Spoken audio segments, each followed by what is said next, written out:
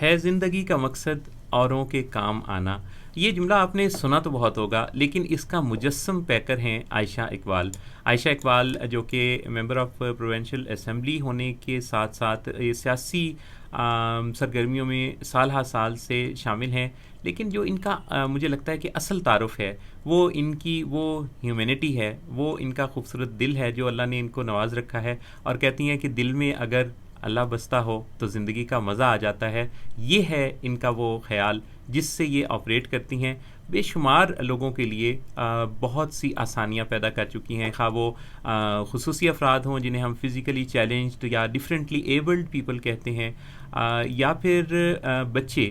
اور ان کی خاص بات یہ ہے کہ باٹنی میں گریجویشن تو کیا، لیکن ایسے پودوں سے پھر پیار کیا جو پودے پھل دیتے ہیں. اسی سے ان کی خوبصورت سوچ کا اندازہ ہوتا ہے.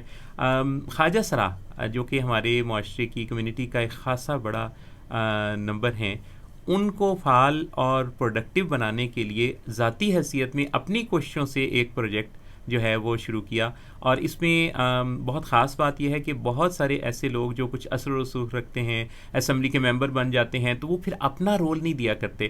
وہ پھر کوشش کرتے ہیں کہ یہ ذمہ داریاں کہیں نہ کہیں گورنمنٹ کے کوئی اداروں پر ڈال دیں، یا اس بارے میں تھوڑی بہت کہیں بات کر کے تو کریڈٹ لینا شروع کر دیں. لیکن ان کے ہاں آپ کو وہ پریکٹیکل اپروچ ملتی ہے جو دراصل چاہیے اس معاشرے کو. تو عائشہ اقبال صاحبہ، میں یہ جاننا چاہوں گا کہ یہ سوچ آپ کی کوئی بچپن سے تھی یا اس کے پیچھے یہ بنتے بنتے بنی؟ تھوڑا اس کے بارے میں بھی ضرور ہمیں ہمارے آڈینس کو بتائیے. مس ایف 103 کا نیٹ ورک آپ کو سن رہا ہے اور علمی ٹی وی سے بے شمار لوگ اس وقت آپ کو دیکھ رہے ہیں.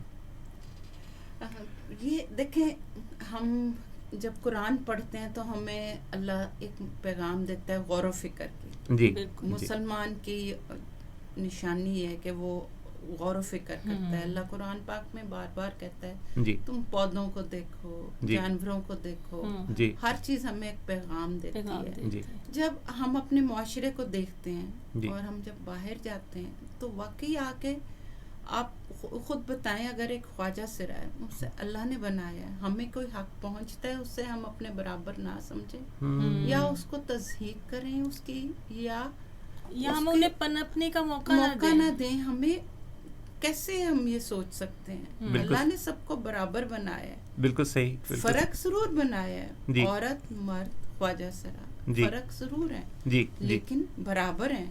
اللہ تعالیٰ آپ جب قرآن پاک پڑھتے ہیں، ہم کبھی بھی یہ فیلنگ نہیں آتی کہ کوئی ایک عورت جو ہے وہ کمتر ہے یا خواجہ سرا. اللہ کی مرضی ہے. بالکل صحیح. وہ جس کو جس شناخت دیتے. بالکل صحیح، بالکل صحیح. یہ جب آپ قرآن پڑھنا، میں اسی لیے سب بچوں کو کہتی ہوں پلیز ترجمے سے پوچھا کہ مجھے پہلے کلمے کا ترجمہ بتا دو. ان بچوں کو پہلے کلمے حفظ کرا دیں گے. جی، ہم بہت پیچھے ہیں، لیکن اس مفہوم تک، اس میسج تک نہیں جائیں گے. اللہ سے کنیکشن نہیں کرواتے. اچھا عائشہ، یہ بتائیے کہ یہ جیسے آپ کے اندر ایک بڑی اسپرٹ میں نے دیکھی، اور میں چونکہ ذاتی طور پہ بھی آپ کی ان پریزنٹیشنز کو بھی آبزرو کرتا رہتا ہوں. آپ جہاں کرتی ہیں بامقصد اور ایسی بات کرتی ہیں کہ جس سے کسی کا فائدہ جڑا ہوا ہوتا ہے.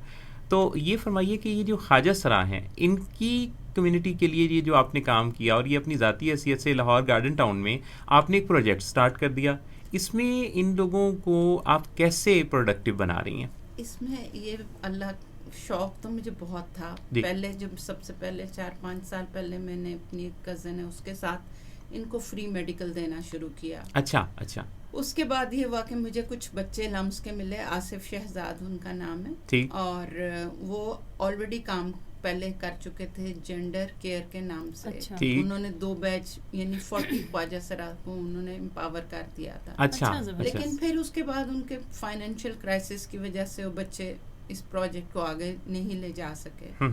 انہوں نے جب میرے سے ملے تو میں نے کہا نہیں بیٹا تم بے فکر ہو جاؤ، میں تمہیں ہر طرح کی ہیلپ آؤٹ کرتی ہوں، اور میں ایز اے گارڈین ان بچوں کے ساتھ کام کر رہی ہوں. اور ان کو سب سے پہلے جگہ کا مسئلہ تھا، وہ میں نے گارڈن ٹاؤن علی بلاک میں گورنمنٹ کی اعلیٰ نو جو ڈاؤٹ جگہ ہے وہ 2 کمرے کر کے دیے. اور اس کے بعد ان کو ہم نے اسپانسر ٹرانسجینڈر پہ کام شروع کیا، کیونکہ ان ٹرانسجینڈرس کو 1500 स्टेपन भी देते हैं किराया आने जाने का। और क्या क्या सिखाते हैं, क्या ट्रेनिंग होती है वहाँ पे? इनको वहाँ कुकिंग, अच्छा, मेकअप, अच्छा, और साथ ड्राइविंग, ठीक, और क्योंकि वो ये पाकिस्तान नेटवेयर का आता है, यहाँ पे कपड़े की वीविंग भी होती है और स्टिचिंग भी होती है ऑलरेडी। अच्छा अच्छा, ऐसे हुनर सिखाए जाते हैं जो बहुत ही हर घर की अपना वो रोजगार अपने घर के मामला। दूसरे ये है कि हर चाहे ख्वाजा सिराय, चाहे औरत है या मर्द है, हमारे मुल्क में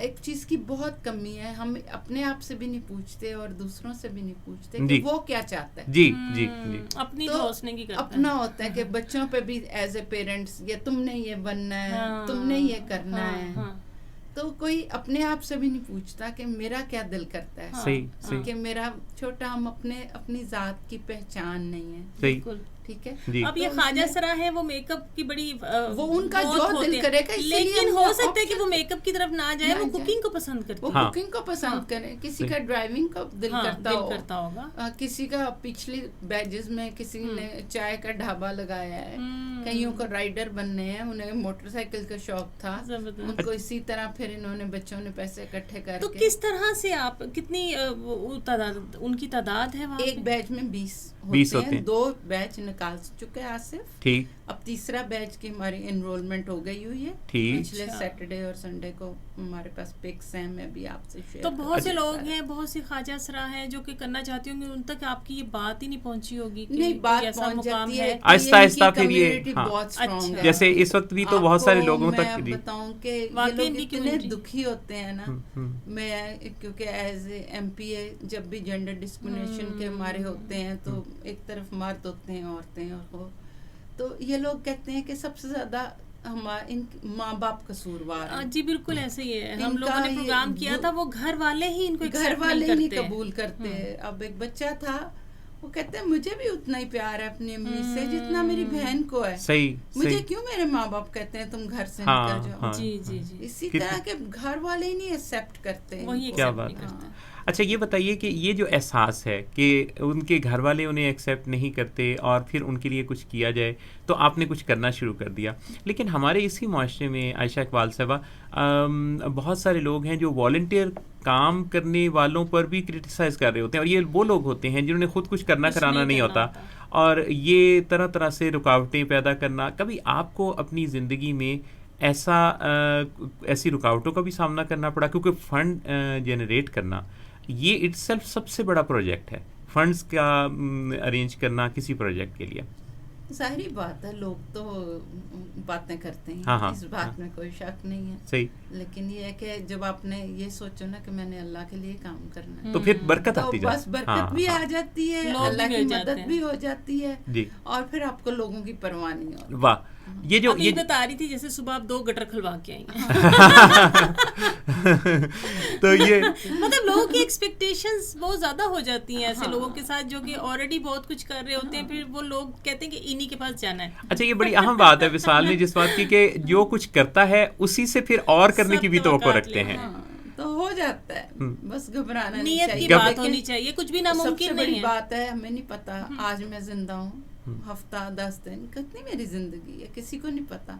तो अगर आप ये सोचो कि ये वक्त बहुत कीमती है, हम जितना आने वाले अल्लाह जिंदगी में काम कर लें तो कुछ नहीं हो जाता। अगर 5 घंटे भी बंदा सो ले और बाकी काम करता रहे, लोगों के दिलों में अपना घर घर जाता है। और सबसे बड़ी बात है, मैं सब अपनी बहनों से जरूर दरखास्त करूंगी जी जी कि अब एक औरत आम तौर पे 50 साल में 48-50 के करीब अपने बच्चे बड़े हो जाते हैं, 45 में ब्याह दिए जी जी।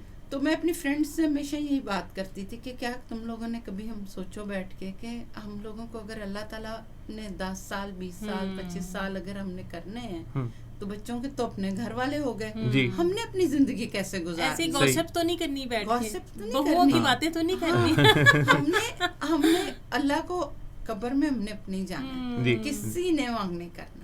تو یہ ہے کہ ہم نے آنے والی زندگی کے لیے ہمیں کچھ کرنا چاہیے تاکہ جب ہم اللہ کے پاس جائیں تو ہمارا خوبصورت سا اور لوگ آپ کو پیچھے سے بہت اچھے الفاظ سے یاد کریں. جیسے آپ نے بتایا بچوں کو پڑھانے کا بیڑا آپ نے اٹھایا، یہ خوبصورت احساس ہے جس نے آمادہ کیا عائشہ اقبال صاحبہ کو، اور کتنی خوبصورت سوچ. میں سمجھتا ہوں کہ میسج آف دا ٹاک یہ ہے کہ آپ ذرا جائزہ لے لیں کہ اپنی زندگی میں ہماری زندگی کی جتنی ضروریات ہیں پھیلائیں تو وہ تو جتنی زیادہ ہیں، لیکن اگر ہم اس سے ذرا بالا تر ہو کر کچھ دوسرے لوگوں کے لیے پریکٹیکلی کچھ کرنا شروع کر دیں. وہ بہت چھوٹے سے چھوٹا کام ہو سکتا ہے، یا وہ کوئی پریکٹیکل، اگر آپ کے پاس کچھ اختیارات ہیں، اگر آپ کے پاس کچھ اور ریسورسز ہیں تو ان کو یوٹیلائز کر کے آپ اس اپنی زندگی میں شامل ارد گرد لوگوں کو ذرا دیکھیں تو کئی زندگیاں ہیں جن کو آپ بہتر بنا سکتے ہیں. کئی کمیونٹیز ہیں جن کے اندر آپ کوئی ایسی سوچ ڈیولپ کر سکتے ہیں جس کے نتیجہ میں یہ جو معاشرہ ہے یہ ایک نئی سمت کو رواں ہو سکتا ہے.